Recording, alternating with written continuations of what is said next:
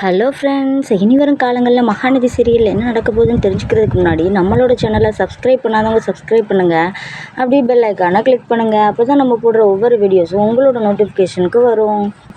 காவேரி, விஜய் எல்லாரும் ராகினியோட நிச்சயத்துக்காக போகிறாங்க. அங்கே கோயிலில் பார்த்திங்கன்னா விஜய் வந்து காவேரியை நல்லா நகையெல்லாம் எடுத்து போடு அப்படின்னு சொல்லிட்டு அவங்க சொந்தக்காரங்க முன்னாடி இவ தான் என் ஒய்ஃப்னு சொல்லிட்டு இன்ட்ரடியூஸ் பண்ணி வைக்கிறான். அங்கே வந்திருந்த பாதி பேரை வந்து காவேரிக்கு நல்லாவே தெரிஞ்சிருக்கு. ஏன்னா கொடைக்கானல் உள்ள சொந்தங்களும் வந்திருக்கு. என்னம்மா காவேரி, நல்லா இருக்கியா, இதுதான் உன் புருஷனா அப்படின்னு கேட்கும்போது, ஆமாக்கா இவர் தான் என் புருஷன் அப்படின்னு சொல்லிட்டு காவேரியும் எல்லாருக்கும் காட்டுறாங்க விஜயை. அப்போ அவங்க எல்லாரும் விஜய்கிட்ட சொல்கிறாங்க, பரவாயில்லப்பா, காவேரிக்கு ஆனால் பெரிய மனசு தான். காவேரி வந்து ரொம்பவே நல்ல பொண்ணு தான்.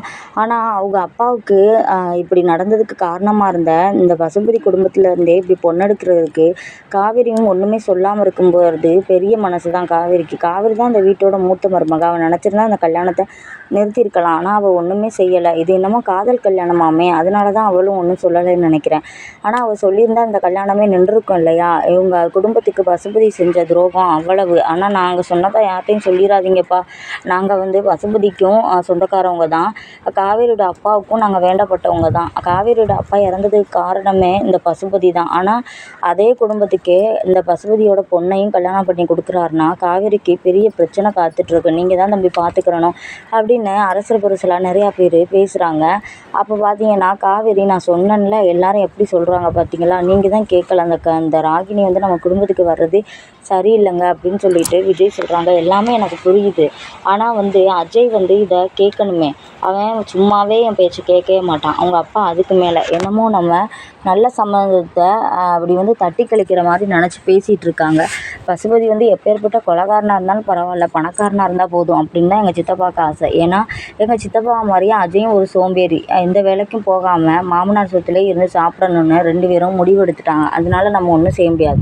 யாரும் எப்படியும் போகட்டும், ஆனால் உனக்கு எந்த பிரச்சனையும் வராமல் நான் பார்த்துக்கிறேன், சரியா அப்படின்னு சொல்லிட்டு சிரிச்சுட்டே கேட்குறாரு. அதுக்கும் காவேரி வெக்கத்தோட சரின்னு சொல்லிட்டு சொல்கிறாங்க.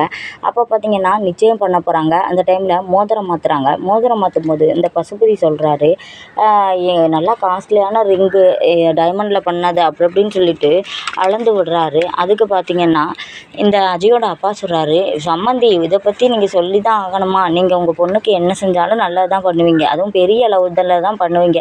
நிச்சயத்தையே இவ்வளோ பெருசாக ஏற்பாடு பண்ணியிருக்கீங்களே, ஆனால் ஒவ்வொருத்தவங்களும் தான் இருக்காங்க இழுத்துட்டு போய் கல்யாணம் பண்ணிட்டு வந்துடுதுங்க ஒரு செலவும் இல்லாமல். பாருங்களேன், அதுகளால் அது மட்டும்தான் பண்ண முடியும். ஏன்னா அவங்க வீட்லேயும் ஒன்றுமே இல்லை, பெற்றவங்கக்கிட்டையும் ஒன்றும் இல்லை. அதனால் யாராவது இப்படி பெரிய பையனாக பார்த்து வளைச்சி போட வேண்டியது தான். நல்லா யார் சொல்கிறேன்னு புரிஞ்சிருக்கும் அப்படின்னு சொல்லிட்டு சொல்லும்போது காவேரிக்கு புரியுது இவர் நம்மதில் தான் சொல்கிறாரு அப்படின்னு. விஜய் அதை பார்த்துட்டு, சித்தப்பா உங்கள் வேலையை மட்டும் பாருங்கள் சரியா, எங்களை பற்றி பேசாதீங்கன்னு எத்தனையோ தடவை சொல்லிட்டேன். இனிமேல் வந்து பெரியவர் கூட நான் பார்க்க மாட்டேன் அப்படின்னு சொல்லிட்டு விஜய் நல்லா திட்டி விட்றாரு.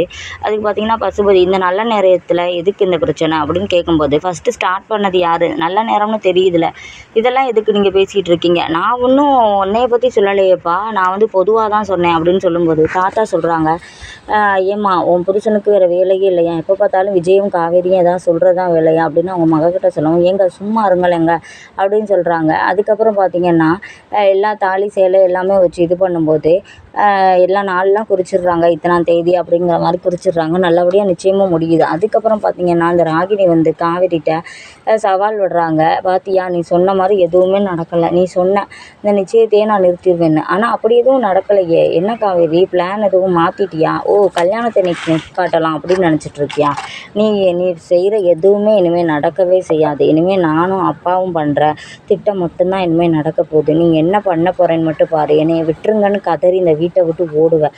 அதுக்கு தட்டி நானும் எங்கள் அப்பா உன்னைய விடவே மாட்டோம். என்னை அந்த பேய் இடத்த வச்சு என்னை எப்படி நீ அந்த இடத்த வாங்க விட்டு என்னை எப்படி நீ கதற விட்ட, நீயாவது எனக்கு அந்த ஒரு சூழ்நிலையை தான் ஏற்படுத்தினேன். ஆனால் நான் உனக்கு ஒவ்வொரு நாளும் நான் உன்னை கதற விடாமல் இருக்கவே மாட்டேன். என்ன தான் உன் புருஷன் உன்னைய தாங்கினாலும் சரி, அவரே உன்னைய கழுத்தை பிடிச்சி வீட்டை விட்டு வெளியே தள்ள வைக்கிற அளவுக்கு நான் பண்ணுறேன்னா இல்லையான்னு பாரு அப்படின்னு சொல்லிட்டு ராகினி சவால் விடுறா. அதுக்கு இந்த காவேரி மனசுக்குள்ள நினைக்கிறாங்க, நீ என்ன சொல்கிறது, நானே இன்னும் கொஞ்ச நாளில் போயிடுவேன், இதில் நீ என்னைய வீட்டை விட்டு துரத்த போறியா அப்படின்னு சொல்லிட்டு காவேரி மனசுக்குள்ள நினைக்கிறாங்க. அந்த இடத்துல விஜய் வந்துடுறாங்க. என்ன அப்பாவுக்கும் பொண்ணுக்கும் காவேரி கிட்ட சவால் விடுறது தான் வேலையாகவே வச்சுருப்பீங்களா, வேறு வேலையே இல்லையா அவங்க 2 பேருக்கும் அப்படின்னு சொல்லிட்டு, காவேரி வா நம்ம அங்கே போவோம்னு காவேரியை பிடிச்சி பாசமாக கையை பிடிச்சி கூட்டிகிட்டு போகிறாரு. அதை பார்த்துட்டு இந்த ராகினி, இவன் வேறு அப்பப்போ நம்மளை தொந்தரவு பண்ணிகிட்ருக்கான் அப்படின்னு சொல்லிட்டு உதறாங்க. கையை உதறிட்டு நிற்கும்போது பசுபதி வந்துடுறாரு. ஏம்மா உன் டைமை வேஸ்ட் பண்ணுற, இப்போ நீ என்ஜாய் பண்ணுற டைம், போய் மாப்பிள்ளைகிட்ட போய் ஏதாவது பேசிகிட்டு அப்படின்னு சொல்லிட்டு அனுப்பி வைக்கிறாரு.